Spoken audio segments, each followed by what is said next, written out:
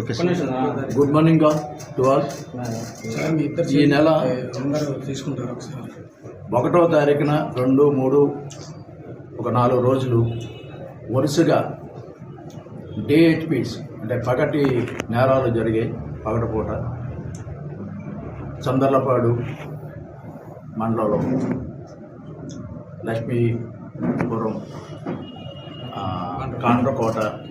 కాండ్రపాడు, అలాగే నందిగామ,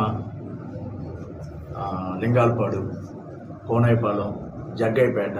అంటే నందిగామ సబ్ డివిజన్లోని టోటల్గా 9 కేసులు రిపోర్ట్ అయ్యాయి.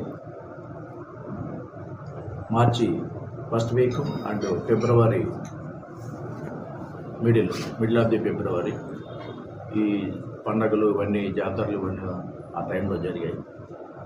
అన్నిటిపై మా సిపి గారు ఇన్స్ట్రక్షన్స్ మేరకు ఆయన డైలీ ఈ కేసులపై రివ్యూ చేయడం, దానిపై టీంను కూడా ఫామ్ చేయమని, ఆ టీమ్స్ ప్రకారం మేము ఒక 4 క్రైమ్ పార్టీస్ని మనకి అబైటెడ్ ఆంధ్రప్రదేశ్, తెలంగాణ వైపు, ఇటు గుంటూరు వైపు ఇవన్నీ మనం పార్టీలు పంపించాము.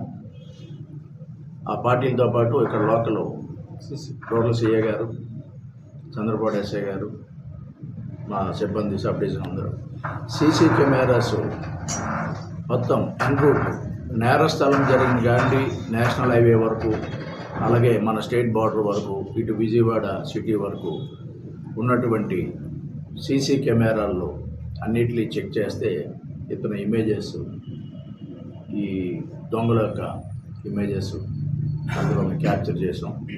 దాని ప్రకారం నా సిపి గారు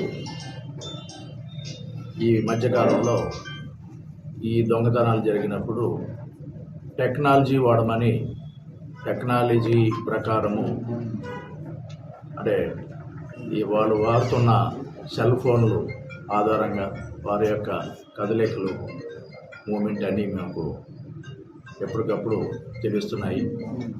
ఆ టెక్నాలజీని కూడా వాడి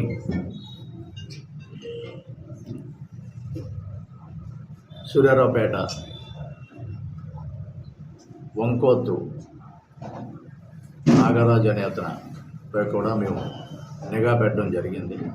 అంటే అతను అఫెండర్ అయిన తెలంగాణ ఏరియాలో 4-5 జిల్లాల్లో చేస్తున్నారు. ఆ ఇన్ఫర్మేషను తీసుకొని నిన్న సాయంకాలం రామన్నపేట ఆ పరిసరాల్లో కూడా అతనికి ఉన్న పాత పరిచయాలు, పాత ఏరియా దొంగతనాలు చేసిన దాని మీద ఇటు నుండి అచ్చంపేట వైపుకు అంటే గుంటూరు వైపుకు వెళ్ళడానికి ప్రయత్నిస్తుండగా అచ్చంపేటలో ఇతనికి అనుచరుడుగా ఒక మైనర్ బాలుడు ఉన్నాడు. అతని సహాయంతో ఈ disposal of the stolen property చేయడానికి నిన్న వెళ్తూ ఉండగా చంద్రపాడు సిఐ గారు, టోటల్ సిఐ గారు, చంద్రపాడు ఎస్ఐ గారు నిన్న వాళ్ళని క్యాచ్ చేసి వారిని ఇంట్రాగేషన్ చేసి వాళ్ళ దగ్గర రికవరీ చేయగా రమారమి 300 గ్రాముల బంగారం, 400 గ్రాముల వెండి ఈ 2 సీజ్ చేసి స్వాధీనపరచుకొని ఈరోజు కోర్టుకి హాజరుపరుస్తుంది. అలాగే అతను చేసిన ఉపజల స్టేట్మెంటు ఇవన్నీ రికార్డ్ చేయగా గుంటూరు జిల్లా అచ్చంపేట అంటే పల్నాడు ఆ ఏరియాలో ఈ తరహా నేరాలు ఒక 8 కూడా ఇలాంటివి చేసినట్టుగా మాకు ఉపజల స్టేట్మెంట్ ఇచ్చారు.